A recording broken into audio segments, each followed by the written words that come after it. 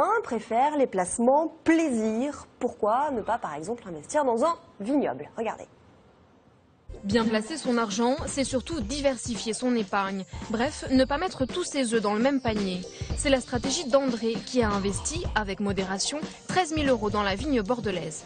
Étant petit-fils de vigneron catalan, n'ayant pas pu avoir un morceau de la vigne de mon grand-père, puisqu'elle a été déplantée, en posséder un petit, même si c'est du Bordelais, c'était une manière certaine de retrouver mes racines. Celui-là. Donc c'est chez vous un peu? C'est en petite partie chez moi. On appelle ce type de placement un groupement foncier viticole. Les gestionnaires collectent l'épargne auprès de particuliers comme André, puis achètent des vignes et les font gérer par des fermiers locaux.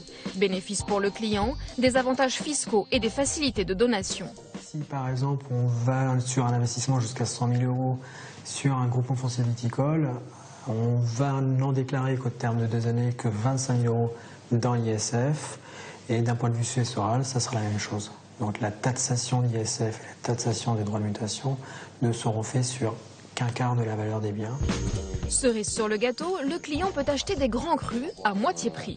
Ah, elle est belle. Elle est belle? Elle est très belle. Elle est surtout très bonne, tout à fait. Chaque épargnant peut acquérir une part de vignoble dès 2 500 €. Actuellement, 60 000 Français se sont déjà laissés tenter par cet investissement épicurien. Marie-France, vous pourriez vous laisser tenter par ce genre de placement? Vous avez des placements de plaisir comme ça? Non, pas vraiment. Non. Non.